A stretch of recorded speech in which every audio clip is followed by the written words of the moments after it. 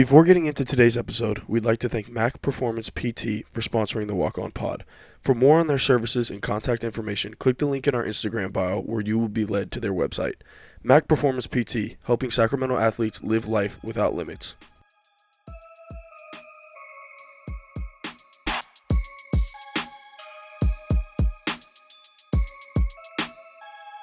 Thank you for tuning back into the Walk On Pod. I'm, of course, Luke Avdalovich. With me, as always, is Tommy Ball and Jared Waters. And today we're bringing you an interesting episode. Let me lay it out for you a little bit. Jared is out there doing league ties, big time things in unknown location right now. I have some plans that I have to attend to later this week, and Tommy's got big time things he's got to attend to as well. So we're putting together. It's not going to mean anything to people listening to this right now, but we literally recorded last week's episode last night. So currently, right now, it is April 25th. That puts us, I think, in 9-10 days before 10 this days. is gonna 10 10 days days, before this is going to be released. So we're going to change up the way that we do this episode. Usually we do our scatter reports with a start and a sit, and we do a starting five, but we are going to we asked our Instagram followers for some questions to go through and do a little bit of a Q&A here. The reason for that is because if we did our starting fives and scouting reports and all that, we think, the news week would have progressed and things we talk about now are going to be irrelevant in 10 days. What's up, Tom? Things are going to change. Essentially, what Luke's saying, guys, to cut it short here, is we're sacrificing for the greater good for our followers. And that's what I want everybody to know. Luke's going to get his piece up and he's going to make it professional, but I'm here to tell everybody that we're sacrificing for you right now. All right, so enjoy it. Enjoy this mailbag. Enjoy this mailbag that we have coming. I don't even know if it's a sacrifice. It's just something new. It's a different approach, and I think it keeps things relevant despite us wanting to talk about NBA playoffs, NFL draft, all that. But that won't be relevant in 10 days. So the Family Guy viewer mail episodes. This is kind of like that. Yeah, there we go, Jared. Now, with that being said, we each kind of have a handful of questions that were given to us. We sifted through some of the BS ones, some of the nonsense, and we have some good ones we'd like to get to. Does anyone want to go first? And then we'll go from there. I think Tommy should go first. We can do that. Okay. Man, which one? Okay, I want to start it off hot here, man. This is a question from a good friend of mine. And it's an interesting question, man. I don't know how vetted Luke and Jared are with one of these locations, but I was asked, when comparing the Folsom Sports Complex and the El Dorado Hills Sports Club and Marble Valley, where's the best place to hoop at, man? Where's the best place the KI family has hooped at? So I don't know if we can include the sports club here.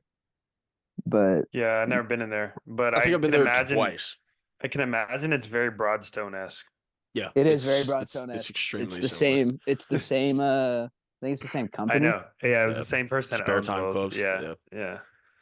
I know my answer here. And shout out to Stacy Ball. That's Marble Valley for me. But maybe I'm in the wrong here. I don't know. I think KI battles, it's got to be Marble. There was a lot of KI battles that happened at Marble. Yeah, there was. But as far as overall experience, I feel like Folsom Sports Complex is just more varied. Well, yeah, I wouldn't even say just experience. Like, this is me personal answer. I think the answer is correct. KI wise, it's obviously Marble Valley. I don't think we ever trained at Sports Complex. Maybe very few times. Like I trained twice, Penny honestly. up there a couple of times. But yeah, but for my personal basketball development, it happened at this Folsom Sports Complex. That's where I made my first competitive team. Mm-hmm. That's where, I had my first AAU game. When Jared was going and playing pro, that's where I was training with another person that won't be named. Just things like that. It all kind of happened, and come today, that's where I do training with some of the Vista kids. So I think for me, that's the answer. And see, that's where I have to go back to the other location. And the El Dorado Hills Sports Club wins every time because I spent 85% of my childhood in that gym. So got a dunk in there too. I did get a dunk in there. First I have a dunk in there too. So I mean, holds a special place. I can move to the second question here just because you mentioned KI battles. That that question. This has been asked by Zach Perlstein, friend of the pod, ZP. I feel like only Jared knows the answer to this. I definitely know that I am not the winner of this. Who has the most KI hooped ones wins, man? I'm gonna say who Jared's gonna say. Okay. Jared's gonna say himself, and I that's the did wrong not. answer. I And did that's the not wrong think he was answer. going to That's say not the that wrong because that's not answer. the right answer. That's not the wrong answer. It's just I not the I answer I to this honestly question. don't have a clue. I If don't I have a clue. if I It, had to put, oh, go ahead, Luke. I was gonna say okay. If we want to talk pure numbers and wins, it's probably the right answer just because you do 6 to 7 trainings a day. So if you hop into 2 1s there, you're already, Yeah, but yeah. percentage of wins, now we're No, talking a no, that's different not true stat. You know what I'm because saying? that's not true because I stopped playing a long time ago. But like in the beginning, when was playing, when I was in my prime, you guys didn't win any games. It took you a couple years to win a game. You So know who my I dark don't think horse pick I don't here think is? years is the right answer. it You is. know who my dark horse pick here is? Already mentioned on the pod. I think Kenny's up there. Kenny had And a run maybe Yeah, for a long time. and maybe I'm yeah, wrong, but when I met Kenny, the shoulders were in peak form, yeah, and No, nobody it's was lefty stopping step back. those. Lefty step back. yeah. Yeah, lefty step back too. Um, it's hard to say. I would probably, yeah, numbers wise, most KI ones wins. I don't know. It's hard. I don't know. I'm blanking on some names. Um, I guess it depends. It all goes in waves Right. because there was some domination by a few players. They had their time, but I think over the long haul consistency, it's probably going to be Luke or Will. Oh, that's what I thought. Yeah. Yeah, And it just off of pure volume too. yeah, pure volume. I mean, GB's up there. I think you have a point. Kenny's up there. Al was Yeah. Kenny and Al kind of had the dominance at the similar period, I'd say. Yeah, they had their time, the Mason Forbes era, where like he's just so big compared to Yeah. everybody else. Um, Yeah, yeah, I think, I came around too late. My numbers just aren't there, unfortunately. and if you want to talk about short term, I mean, Aaron probably Yeah, got yeah, Oh yeah, a yeah. gosh. good, Oh a my good, Winning a goodness. good, percentage, he's probably yeah, up yeah, there. yeah, Aaron didn't lose. Yeah. yeah. No, that was, yeah. He won a lot of games. Bro. Yeah. Yeah, I- Yeah. I I would mean, say, Aaron's yeah. borderline unguardable. It's an interesting question. I think everybody the good thing is that the if I had to be unbiased, the good thing is that everybody has their days and everybody has their runs where they're on a heater, but It's it true. also is like it's just always crazy competitive. So that's why I think it's hard to pinpoint one person Yeah. is because the competitiveness of it. It was like because there would be days I remember, and Tommy, both of you have been through this, and including myself. We play around the world, bro. You would get to the corner, and you would not be like it would. You couldn't finish. Like you would get 4 buckets quick, and then you get So stuck in the true. corner. That's the story of my And life, actually. yeah, like that would be like the hardest thing. Is like I think some people like they would get a lot of buckets, but maybe not a lot of wins. Or you would get to like 3 or 4 and then trick off the win. Yeah. My favorite days were when we would do around the world with the help defense. I don't think we could do that now because I think people would just try to kill each other out of midair. But Yeah, yeah. uh that was probably like what end of high school era, and that was That so was like fun. you. That was like your junior year, senior year. Yeah. Yeah, and There were then some freshman, battles then. There were some ugly Uh, bro, hoops the battles. ugly hoops. It was like, yeah, that was because that's when the blend was happening. It was between the main group, and then Alec and Kenny were in there, and Tyus was in there, Connor was in Yeah. there. Yeah. It's a lot Yeah, of my personalities. yeah. personal favorite day was the first time I ever worked out with those guys because I think I got like 2 wins somehow. I don't know how. Maybe you guys let me win. I don't know.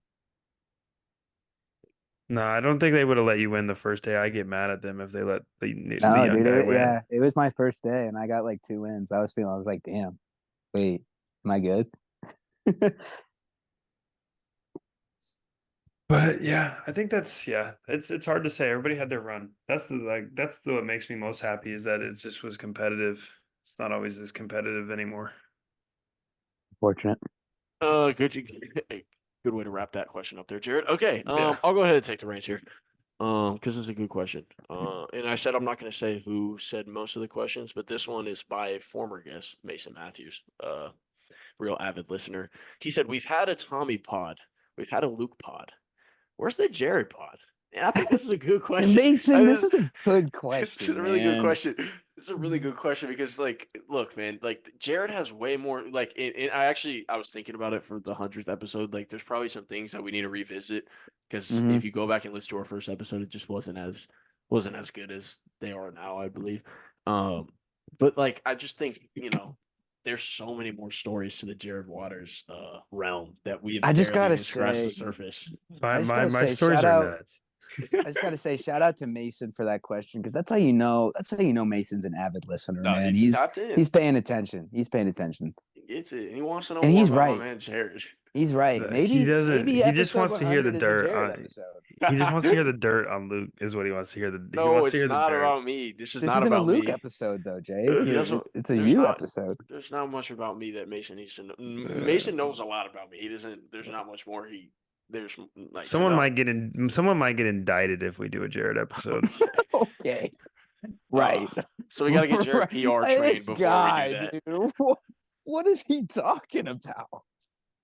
So Jared's saying he's got to get PR trained before we have that. Look, I Essentially, think I do. Yeah. I A think lot of it's something that NDAs going around here. yeah. Yeah. I think it's Um. something that I would want to have. Maybe that could be the 100th episode. We do a deep dive Yeah. into I Jared. like that. Maybe not. Maybe not. Yeah. Speaking of that, well, actually, this will pertain to that. Let's talk about. I have a question. This is from our very own Tyus. He would claim he has the most wins. Um, Speaking of a Jared episode, what is your lowest point in your basketball career, and how did you cope with it? Wow. That's a real My, question my, though. mine is easy. And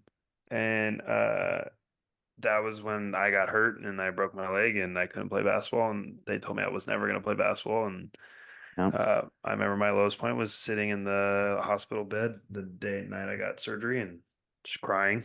So that was definitely my lowest point. And I don't know. I just, for whatever reason, something clicked the next day and I woke up and I said that I wasn't going to let them control my fate. And then I just got to work. That was it.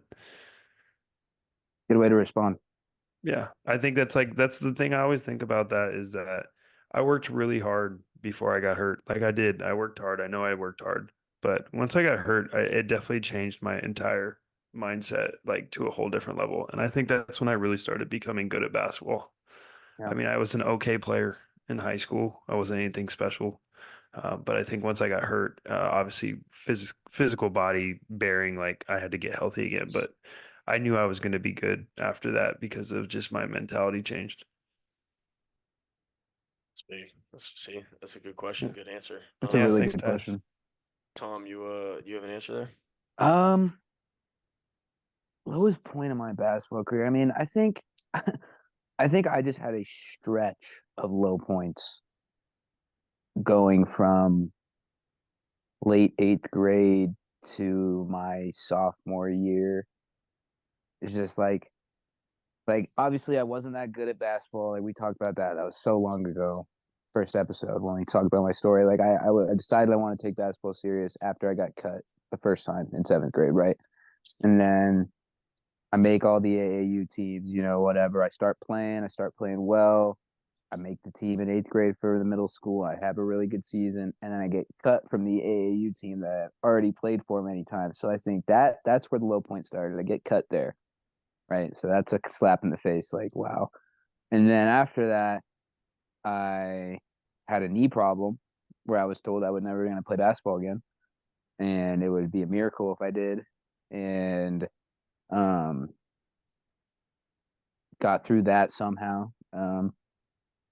Thank God every day for it. And then right after the knee problem, I come back, I'm healthy, I'm feeling good. I break my wrist that spring, first game of the spring AAU session. So like that whole stretch right there is like a 2.5 year stretch was definitely a dark time in basketball. And a lot of people probably would have quit and gone to a different sport and given up quick. And I mean, I definitely didn't handle it great. I can't sit here and change history and act like I handled it like the best. And behaved in the best manner. I definitely was super frustrated at the world, asking why, but I just knew that if I continued to be who I am and stay the course, like the one thing I always told myself was, hey, like I'm getting my injuries out early. Like I'm getting my injuries out early in my high school career because I want to be playing a lot later. And thankfully that's what happened. I finished high school well, but that was really just what I told myself was everything was going to be fine and I was going to get through it. And because I worked so hard, I was going to be rewarded. And that's what happened. So definitely breaking the wrist was was tough. Yeah, my parents listen to this. They'll remember how dark that was for me. But we got through it, man. We got through it, and we're here. We're still going.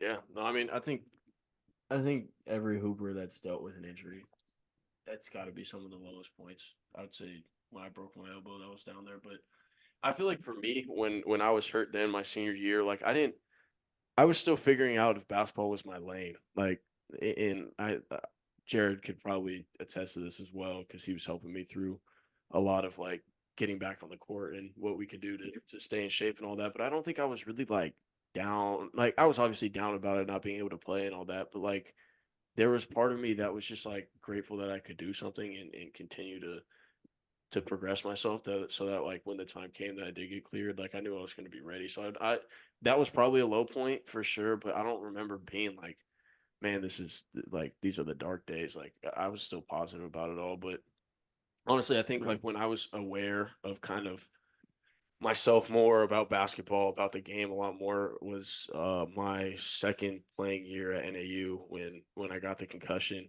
and I was dealing with some mental health issues and a couple other things in my life were not lining up the way that everyone would have wanted them to, and I got benched coming back after the concussion, and like that's when kind of life hits you in the face. You're 20, 21, 22 years old, like trying to figure yourself out, and like a lot of things just kind of came barreling at me, and I remember like really not dealing with it well. I wasn't a good how do I say this? I'm not a good person when it comes to like expressing myself, I guess is the right way to put it. I like to bottle things up and just like keep to myself, figure it out on my own. And that's probably not the way to do it. But that's kind of what I did. And it really took just like trusting my teammates and trusting my roommates. This is honestly when Nick Cam and I probably got the closest was because like that's when I embedded in them and really started trusting them and became a lot closer with them in that sense. But I just kind of same thing that I've always talked about, kind of trusting the work, sticking to my routines, and like you know, we always talk about it. You never know when someone's going to get injured. You never know when something's going to shake up, and that's essentially what happened. Something shook up within the team, and I got put back in the starting lineup. We went on a big time winning streak, and things started looking up a little bit again. And I would say that was the lowest moment in my career, just because, like I said, the injuries and stuff obviously suck, and that's the bottom of the barrel when it comes to playing. But in terms of me knowing and being aware of what was going on, like I remember thinking, like, damn, like I just had a big time freshman year. Like I'm barely scratching the surface and I feel like I can't catch a break right now. Like how do I respond? And it's been the same thing for me my whole career. It's just, sticking to routines and letting everything work out the way it's supposed to. But yeah, I would say that was definitely the worst. And, you know, we all kind of have a similar answer how we responded and coped. Yeah, it's a great question. Walk on fashion. A great Walk question. on fashion, man. No, Um, definitely a good question. Real question. Luke, I'm gonna shift gears. I hope you're cool with this. I don't want to steal anybody's thunder. This is another question. This one can be I'm gonna have a quick answer. And then I figured Luke or Tommy, you guys might have a long answer. Someone wants to know, our very own Tyler Smith, how bad did Malik Monk get snubbed for the Six Man of the Year award? And my short answer will be extremely bad. But I also think this is like how it works in college, where it's an award that goes to players on teams that win a lot more games. It's almost like a reward for winning more games. Yeah, I have the same answer. I just think like stats aside and everything, they're gonna give it to the team like that is still playing. And Yeah. you see that with people complain about that with the MVP and stuff all the time too. Like when Embiid got it after they just got eliminated. Like yes, it's a regular season award, but like people are gonna want to see the teams that are still playing get those awards. So Yeah. I also think like it's like the other thing I will say is it's it's also kind of everybody talked about it on Twitter when it happened, but it's also kind of dumb because like he started like a fourth of the season Yeah. because Cat was out. So it's like Yeah, that's not his fault, but that's it's my not his problem fault. with But it. like I don't think I mean Luke, you would know how many games did Malik Monk start? Like He 4? didn't. I don't He think didn't he even start any started. games. Yeah, No, so that's why Keon started because when Fox was hurt and then when Herter got hurt, they wanted to yeah, continue to keep him off the bench. yeah, exactly. So Yeah, I think it was bad. I think it was really bad, especially considering like you guys just said they're going to give it to teams that are winning. Like clearly their criteria this year wasn't that. Steph just won Clutch Player of the Year this year, and I think it was deserved. But like SGA was in the running for that, so yeah, like SGA, you could say if Nas Reed won it, SGA should have won it. Whatever that argument is. Like my thing is like obviously Nas Reed started, but look what happened to the Kings when Malik Monk got hurt. Like yeah, he was so pivotal for them, and he's so good. Like I think he scored like 16 a game this year, dude. Like yeah, that was a bad snub, man. That was a bad snub. And Nas Reed's a great player, and yeah, congratulations to him for winning. He had a hell of a year, but I mean, yeah. he Unfortunate. started a lot. Like it's a good Yeah, point by you, Jared. He started a lot. Malik Monk never started, yeah. so So It is what it is. Again, Malik Monk is a conversation that uh hopefully they will probably be re-sign him. had soon. Yeah, that's gonna be something we got to talk about once the Yeah, season wraps up. But all right, since we're kind of talking NBA and awards, I think this is a good pivot right here. This is an interesting question, so I want you guys to just take it with a grain of salt. Would Tyrese Halliburton, current Tyrese mm. Halliburton, finish top 5 in MVP voting or be in the MVP conversation in 2001? Now, I have the 2001 MVP votes pull Yeah, up. Look, I I need don't know why that. this specific I question. don't know why this question was asked. I'm not going to out who it was. We can ask him personally. I'll just say that why it was asked. But the winner was Allen Iverson, averaged 31 points a game, playing 42 minutes a game. I think, you know, hard to argue there. Number 2, Tim Duncan. He was averaging 22 points a game, 12 rebounds. Number 3, Shaquille O'Neal, averaging 28 points a game, 12 rebounds. Number 4, Chris Webber, averaging 27 points a game, 11 rebounds. And number 5, Kevin Garnett, who's averaging 22, 11, and 5. Now, I personally think Um, that this is a crazy question to ask because Tyrese Halliburton, like he had his run this year, I but think like we're looking at Hall of Fame names on this list. And I get the game is different. I get what you're trying to hint at, that like there was a run there where he's averaging like I don't know where he ended up. Probably in one of the higher assists in the league. He So this averaged a sounds good like amount a of points. Halliburton stan. I don't think it is, which is he interesting. he led You the think? league. He led the league in assists per game, but But what are we you talking just about? no, but Like what? you just read those stats off for the top five, and he didn't have better numbers than anybody you just listed. And And he had a good run, but I once don't he get why got we picked hurt, that year. Yeah, you'll have to tell me once who it was yeah, afterwards so I can ask them why they picked that year. it was an but once he no, I got think hurt, he was not good though. He had a really poor performance the back end of the year.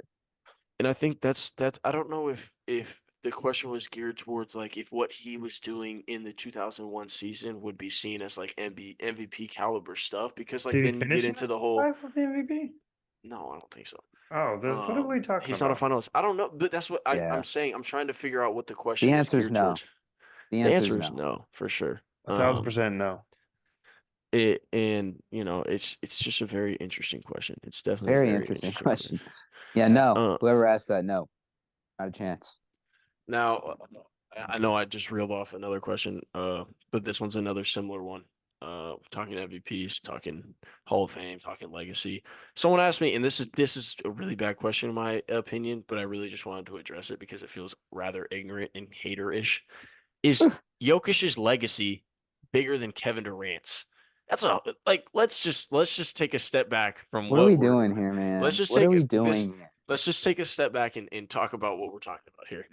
We're talking about people, and this is how I know it's a Kevin Durant hater because Yeah, this guy's a someone like hater. that asked that because they're like, well, Jokic has 2 MVPs. He's probably about to win his third. He has a ring. KD's rings were gifted to him. All this BS, bro. KD is going to go down as a top 3 offensive player of all time, arguably the greatest. Like, I don't care about the rings. I don't care about the stats. I don't care about any of that. Anyone who actually watches basketball Buckets. is Yeah. not going to argue what Kevin Durant is. And yes, what Jokic is doing is phenomenal. He's changing the game for the center position. He's an incredible player. His stats and his accolades are going to show it. But if we're talking legacy, if we're talking someone who goes to the park playing basketball and shoots a step back 3, they're not saying, oh, Jokic backdoor cut. But no, they're saying Kevin Durant, and that's legacy to me. That is legacy to me. Like, Yeah. I And don't know, man. and end of the day, bro, like I don't care what anybody says about his rings. He still walked in there and he was still like, I have my opinion on who was the best player on the team. That's not important. Like, he still was the best player on the team in a lot of people's eyes. Like, they can say that he was gifted the rings, but like he was a driving force in why they were there and why they won. So like he's got 2 Finals MVPs, 2 rings. Does he have 2 MVPs or just one? Should have got both. No. Two Regular finals season. MVPs. Yeah, regular No, season one. regular. I think he has Yeah, one. regular season Like, one. dude, what are we Yeah. doing here, man? What are we doing here? And he's still this good, and he's 35, 36. Bro. Like, come on. I mean, you just got to think. Some people just are bored enough to just come up with these kind of questions. Now, Jokic, when he's done with his career, that's a different conversation. The trajectory he's on, we'll see. But like, right now, no way. I just think Yeah, legacy. The they're word just different. legacy is Yeah, they're different, just though. different. The word legacy to me is like people are going to be lacing up KD's shoes even when he I Whatever, retires. just bro. It's Kevin bro, Durant, man. It's they're Kevin Durant. they're re-releasing his shoes from the KD3s, like, and he's still playing. Like, that's legacy to me. Yeah, Like, that's Yeah, like, stats aside, rings aside, accolades aside. If we're going to literally talk the most legacy, loved guy in the league before he went to the Warriors too. Like, it's KD, bro. like, I just don't think that's just an ignorant question to ask. And that's Yeah. in this was a basketball casual. Like, again, I don't think you guys know who it is, so I'm not even gonna name the name. But it's just like that's a casual take. That's a very casual take. Like, and you can Yeah. just tell it's rooted in KD hate. yeah. So yeah, sure. I got the two award and NBA personnel Tom, questions you out the want to way. shoot one off before I kind of go Yeah, into we'll this? stick with basketball here. I like this question a lot, actually. Let me re-grab it here. Actually, I got two basketball ones that I like. The first Okay. one, I think this is a kind of an easy answer, so to be quick. The first one is, who do we think is the biggest threat to the USA team this summer? Oh, France. That's what I think. I think Lucas? France is the answer, but I know that we kind of got the pseudo Canada USA in the World Cup. World Cup. Yeah. But I think that experience for Canada and like you're seeing Yeah, what SGA Canada's is got a holding, roster, man. I think they got talent. I think that'll Murray And didn't they even have play. Jordy. They got Jordy coaching too. So yeah, I think they'll pose a threat as well. I do We think France is we the can't biggest threat, disrespect but Germany either, though. yeah. They're good. Germany's good. The Germans are I don't nice. know. so what I happens don't know. what happens if USA loses? Oh, that's a combo for a whole nother time. It'll be ugly if they do. I don't. You know. Is it worse than the what 04? Is that worse if they lose this? This one's worse for sure. That 04 team didn't have near the talent that this one Yeah. has. Yeah, you've got It's the closest to the yeah. redeem team that you could possibly get. I mean, But you've got the arguable GOAT, the arguable greatest point guard ever, the arguable greatest scorer ever. Like you got to finish the job. But at the same time, international basketball is seen in a much better light than it was back when they lost in 04. That's Definitely true. is. But If they yeah, lose to yes, Wemby, if yeah. they lose to Wemby, it could look a lot like better of a loss down line when Wemby's done. You know what I mean? Right. But Yeah, well, I think the biggest thing that the toughest part is that America, the teams that America has to be worried about have a distinct advantage inside because they're huge. Yeah. Yeah. You know, like Like the best, just like pure think, basketball X's and O's matchup yeah, stuff. like they're thank God Joel Embiid decided to play for America. Yeah, for real. Because like if they didn't have Oh, Joel Embiid and Bam Adebayo was your only center, oh my gosh. I don't know if they beat France, honestly. No, I don't think so. I think, yeah, I don't know, man. Yeah, because Anyway, yeah, like especially in international rules too. Not I don't know how much it would affect the field goal percentage, but like, bro, you can take the ball off the rim. So you got Wimby Literally, out there just being able to smack it off the rim. he doesn't need to even be a rim yeah, protector. It's like I'm gonna just thank you. Yeah, and then you got just Gobert clean down it. there, Yeah, and then all these other dudes that are just stacking up in France that are nice. that's a good question. Though. I think, yeah, definitely think it's France. The Yeah, second basketball question before we move on. Um, can Luca win a chip with this current supporting cast? We don't think he can. What does he need? I think he can. yeah. I don't know. I think he just needs a little like he just needs one or two other like shooting role players, shooting and a little bit of rebounding. I don't. I agree. I don't think it's much. I think the moves that they Yeah, made at the trade deadline this year were Perfect actually move. massive. They were Yeah, yeah, massive, and yeah.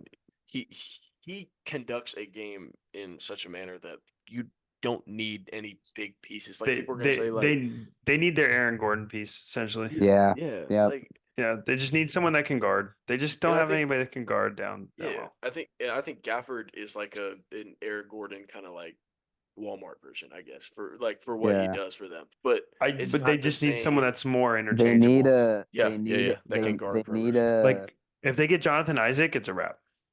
yeah, I was gonna Like say someone like that. if they could get like I saw they want Wiggins. If they could get Wiggins producing like he was before the whole stuff has gone I don't down know. with I him, think like Wiggins might be over the hump. but like a But player like that is what I'm that doesn't saying. move the Like needle for Wiggins me. came yeah, Yeah. Wiggins came in like you know what I mean? I think they need an elite defender that can guard 1 through 4, 1 through 3. Yeah.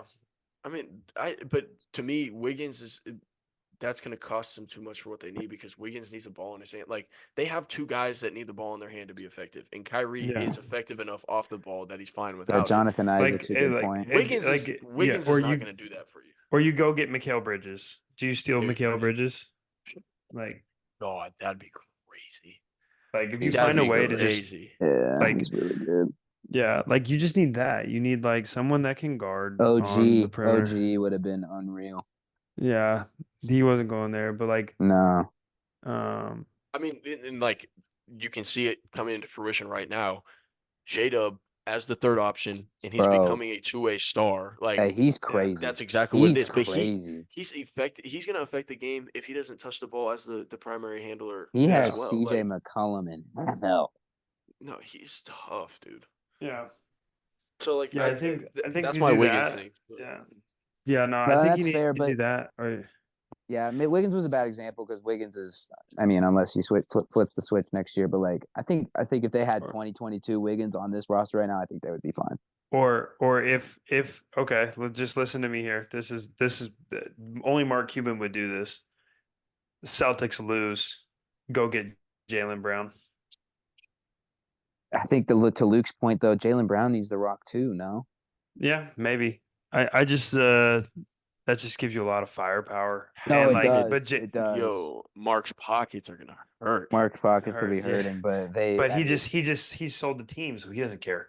how can you lose with that roster either? Like because Jalen Brown, he's a dog. That's what I'm saying. You need someone that can really guard it on the wing like that.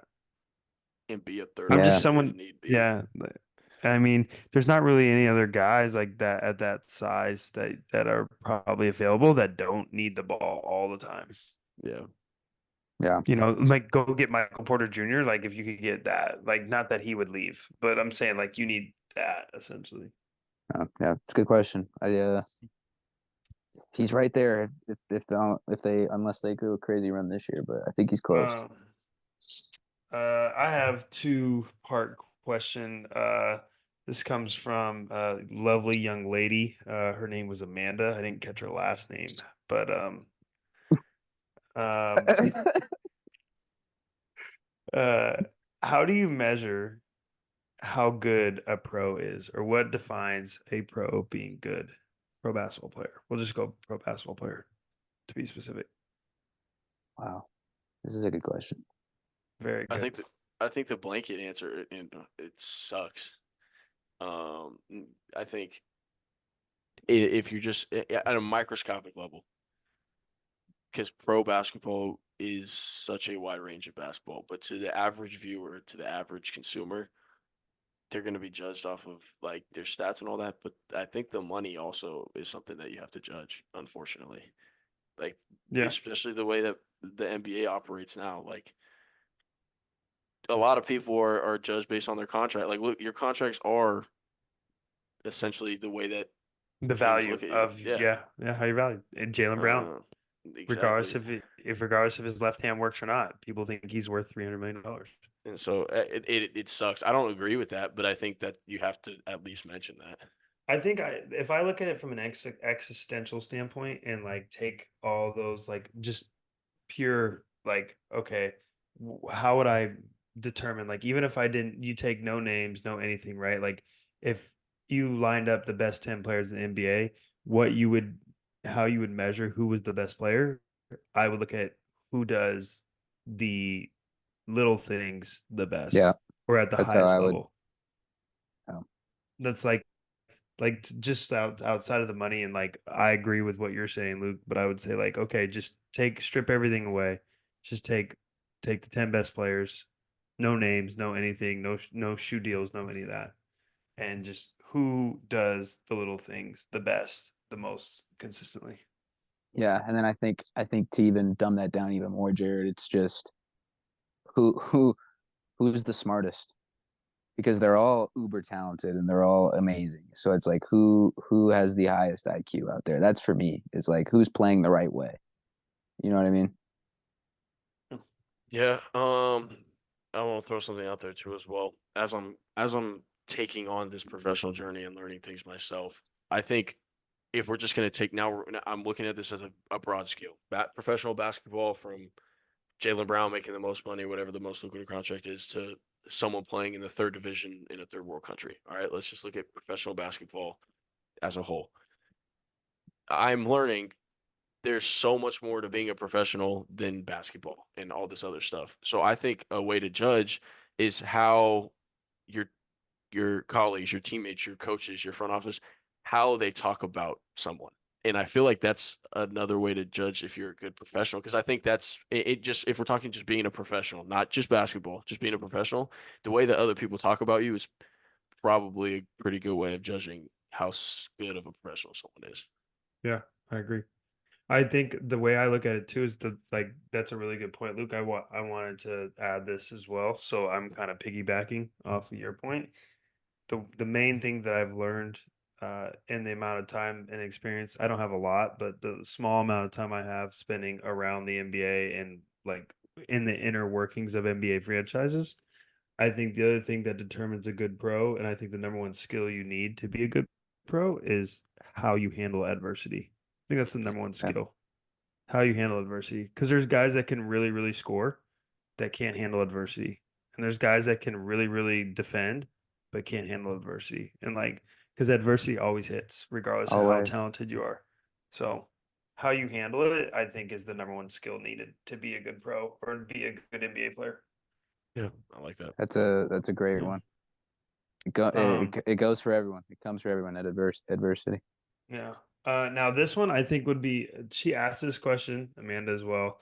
And I believe it or not, I actually don't have a really good answer for this. So that's why I wanted to throw it to you guys, see what you thought. I'd have to really dig deep into the archives. But who's the best player to never make an all-star or an all NBA team? Wow. Mm, off I top mean, is difficult. Yeah, off that's top's hard. I I mean, mean, right off, Tobias like right Harris's off. name is getting thrown around a lot right now because he's made the most money without making an all-star team. that's yeah. So I don't that know would if be a good this. answer. I don't know if this guy's never made an All NBA team. I know he has not been an All Star. Jamal Murray. I mean, Yeah. I don't know how Uh, many guards you guys are taking over Jamal Murray in the playoffs, but All right, do you yeah, yeah. want me to go. go? Do you want me to read you this Bleacher Report list? Yeah. Sure. Let me just hear the top 10. It starts at 9. So 9 Okay, is perfect. Sam Perkins. 8, Okay. Rod Strickland. Okay. 7, Marcus Camby. Wow, I would have thought he made an All-Star team actually. Yeah. 6, Jason Terry. Wow. He's a 5, that's a really good player. 5, Ron Harper. Mm. 4, Lamar Odom. Wow, he didn't make an All-Star. I didn't know that. Hmm. 3, Richard Jefferson. Yeah, he's 2, a Mike baller. Conley. Mike Conley, that's a really good answer, Oh, actually. Yeah, Mike that's a Conley. really good answer. Yeah. 1, Cedric Maxwell. He was Cedric really good Maxwell. too. Man, I don't know. I feel like there's some other ones, some good ones that I'm just not. I mean, CJ Mm. McCollum. I know we mentioned him earlier. That's CJ. He's never been an All-Star no. No, or an never. All-NBA. The West is Jamal the West Crawford. guards have been so Jamal good. Crawford, that would have been my answer. That's a good one. Yeah, joined. He Mike should have Bibby. been. There's no way Jamal Crawford was never an All-Star. Did That's crazy. IT make an All-Star game? I Yeah, think he he did. did. Yeah. Yeah, Yeah. He Because he was tried to right? dunk on one MVP. of them. Yeah. Yeah. He was MVP candidate. He had to. I mean, I Mm, think Conley's a really underrated one. I forget Conley's been in the league for so long, dude. yeah. Jamal's definitely a good one. I think Yeah. Robert Ory. My bad. Oh, that was a good one. Derek Fisher. Oh, When do you My guys fault. think Jamal Murray will make one? When depends does he on get if he over can the stay hump? healthy for an entire season. But the West is Dude, stacked with guards. There's just no it's Because I spots. so think tough. he's ridiculous, man. He'd have to have a perfect season, and they'd have to be first for him to push someone else out. So say Yeah. someone has to. Yeah, Someone or has like to. Steph when Steph retires, maybe. Yeah, probably. I mean, he's Probably. just like when I saw that he had never made one, I was kind of shook. 'Cause I'm like, but I guess he had the ACL He injury. had the ACL, and like they weren't Yeah, good before that, So yeah. His playoff run last year just really impressed me, and he's not playing great right now. But I mean, yeah, he's hitting shots when he I've needs used to. this guy on other lists, but like Jabari Parker, maybe Yeah, Jabari Parker. But did he ever He had a really short like? run. He had like a short short Yeah, run of run. being good. Yeah, Yeah. that's why I think Jamal was probably the most sustainable. He probably had the best run without making one. Crawford. Yeah, Yeah. absolutely. He should. That shocked me that he never made one, Did Rashard especially with. Lewis ever make one? I wonder if Rashard Lewis ever made one. I would think he did, man. He was so Yeah. good. I think he Him did or Jameer actually. Nelson, that old Magic team. Hito Hito. Turkoglu. Yeah, Hito. Mm, I Those think he might Magic have made teams were one so actually. fun, yeah, dude. Dwight, yeah. Hito, Rashard. Rashard Lewis. Let's see. Was he an all-star? He was an all-star twice. Yeah, One time he with was Seattle and one I time with think the both. Magic. I think both with Seattle. Hmm. Yeah. That's a good question. I like that. There's a lot of good Yeah. players, man. Thanks, That's man. definitely a good question. Thanks, Mandy. Do we have any other good questions? I think you should ask the Nick Maines question, and we'll wrap up with that one. Yeah. I think Let's it's a great one go. to wrap up on. Wait, before that, I wanted to ask you guys a question of my own. Do you guys think JJ Redick would be a good head coach in the NBA?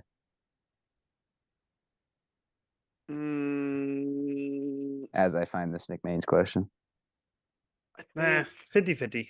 it's hard. It's hard to say because sometimes head coach. I don't know if he has a head coach personality. I think he has a head coach brain, but I don't know if he has a head coach personality. If that makes sense. Yeah. That's a good point. Yeah. Yeah. And plus, like, he might, like, yeah, that's, you pretty much said it. Like, he probably just would annoy the players. Yeah, like there's His sometimes delivery the is head not coach. always, yeah. Exactly. He's gonna be way too concrete for some of these younger kids coming in. Yeah. Like this is what you do. This is what you're not doing. Like people don't want to hear that. I feel Yeah. like. He's not Yeah. Willie Green. Willie Green has that soft landing. Yeah. Willie Green also climbed the ranks. Like Yeah. obviously I'm not saying JJ doesn't know basketball, but like Willie Green, it was an assistant coach for a while. Yeah. Anyway, Nick Maines' question. I don't see why he would want to do that, to be Me honest. neither. Me Yeah, neither. he's great where he's at right. But, Yeah. Nick Maines' question. This is a great question. What is our favorite moment of our college basketball careers? I'll start with Jared. I have two. I'll have a broad one, and then I'll have a specific one. My broad one is my entire freshman year at Solano. Um, I just it was a just was a it's I look back on it and I in the moment I wasn't playing that much. I was still coming off my knee injury. So in the moment I was like not happy all the time. But when I look back on it, it actually was my favorite and most fun year in college. The people that I was playing with, the situation, the coach I had, I took Coach Nagel for granted at that time. And then I went and moved on to other programs and realized the difference between like good coaches and bad coaches. And so, yeah, so I think my entire freshman year was my favorite moment. Um, and then a more specific, I remember when the first time that East Bay played Chico State, um, I wanted to go to Chico State, but that there's like things that happened and it just didn't work out. Um, I had a double double against them and we beat them in overtime at home. So That Lovely. feels good. that was like, yeah. And I remember shaking the coaches. I remember shaking Coach Klink's hand and Coach Arnold's hand and just looking at him, be like, I had that look. Everybody knows that look. Yeah, So It's a it's good good. yeah. You want to go, Luke? Yeah, I could go. I'll do a specific and a general one, like Jared did. My general one, and this is gonna be crazy to sound, but Tommy hears the stories about it all the time in our group message with our fantasy league. But I think my favorite year of college basketball was the COVID year, and like it's because we had a very special group of guys. Like the fact that we're all still very close today, like find that enjoyment with competing with each other to this day over whatever it is, random things. And like you could just tell how close we grew together in quite frankly, a shitty situation. But like just looking back on it, that's probably some of the most fun stories that I have from college basketball. Just like doing whatever we could to keep each other entertained in a Flagstaff that was pretty much shut down for COVID. And I don't have much detail to it, but that's the general answer. The specific answer, which I think is an obvious one, was when Murph surprised me with the scholarship. Um, I Yeah. mean, it's a moment.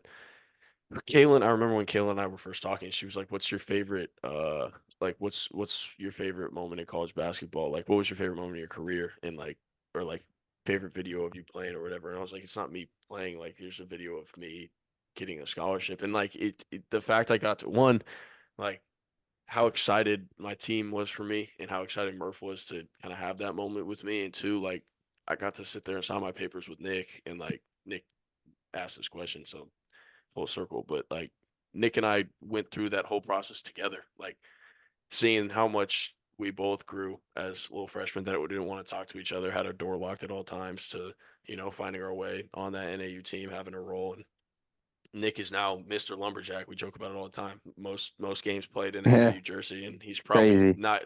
I don't think anyone's going to touch his record.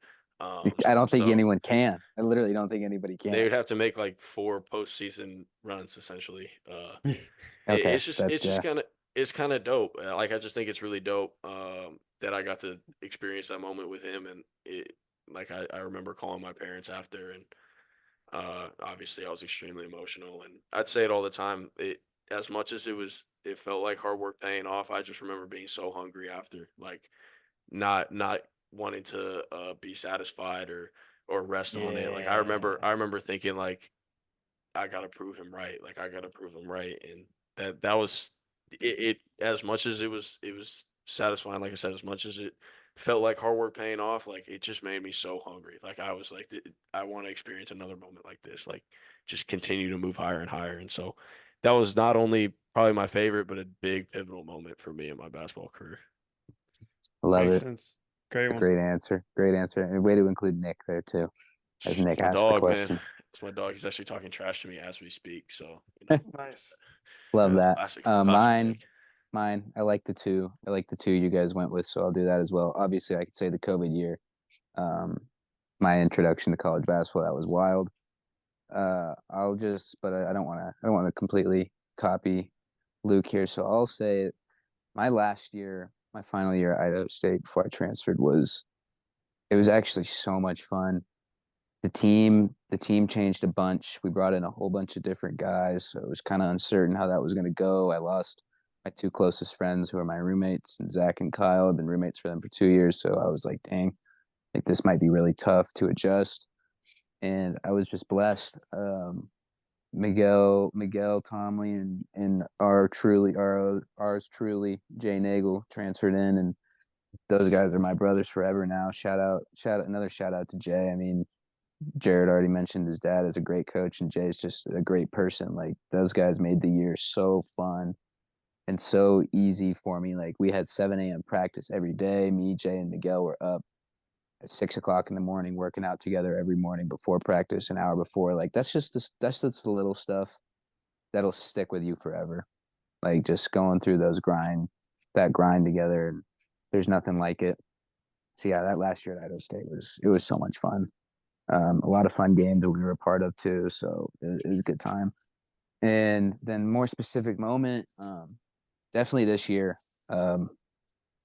This is the most walk-on mentality moment, definitely, of my career so far. Like, in the RMAC, in the conference I'm in, we play back-to-back nights. We don't take a night off in between in the conference, so we play Friday night, Saturday night. And Friday night, we were playing at Colorado Springs. I didn't play much. I think I played maybe like 8 minutes or so, and I thought I played well. Just didn't play much. Next night, my number was called early, and I answered the bell. I had a really good game, probably my best game of the season, arguably one of them. And I was finishing the game, closing it out, and on the road, hit a nice little corner three, step back with 17 seconds left to win it. And I took charge the possession before to put us in that position to win the game and hit the shot. And I think hitting a game winner on the road is really, really fun. And I think I might argue that I'd rather hit a game winner on the road than at home, because I like to piss people off. But yeah, no, that was definitely my favorite moment of my college basketball career, is hitting game winner. And that was actually my first game winner ever. I had never hit a game winner before. I'd hit a lot of shots to go up and put us up, but we would never get the stop after. So for us to get the stop and get the win on the road was incredibly relieving, I'll say. Yeah, what a letdown that would have been. Jeez. Yeah, well said. I think we've all probably been in that position. Hit a big shot. Man. Oh man. Dude, I'm saying, like, I hit the three, and they push hard in transition. Shout out to Draco, my boy, my brother, roommate. Like, he was on an island with a good wing, and this dude was trying to bake him. Drake held his ground, cut him off. Coach called a timeout, and so I was like, oh, dude, like, please, I'm in the huddle, like, get a stop. Like, I'm begging everybody, and we did. I think it was also Drake who blocked the kid's shot at the rim to seal the game. So another shout out to Drake for that. So definitely my favorite memory, though, of my college career so far. Drake Wembanyama. That's nice, man. You love that. You love that. Good walk on story, man. I love it. Man. Big Drake Memby. Little bit of a different episode. I don't know if Jared has something for us to finish the episode. Maybe he does. I don't even know why you even asked that question. Disrespect me. But speaking of questions, I always ask Luke lots of questions. But with 50 chips a night, he may not have all the answers. Regardless, my future rounds will be looking bright. For those of you that don't know, Jared and I will be in the middle of a workout and be like, okay, serious question for you. So if I take my club back, I'm like, Jared, can we just wait 20 minutes? Like, please. So that's a real one. That's a really real monologue. I like that. And like Luke mentioned at the beginning of this episode, this is going to be a week after you listen to last night's episode, where arguably one of the craziest poems by Jared was delivered. That's a big improvement in my eyes tonight there. So great job, Jared. Listeners, we appreciate you guys so much. Cute little Q&A episode here. I liked it. A lot of fun. Thank you guys for listening. And as always, these are your favorite walk-ons. We're walking out.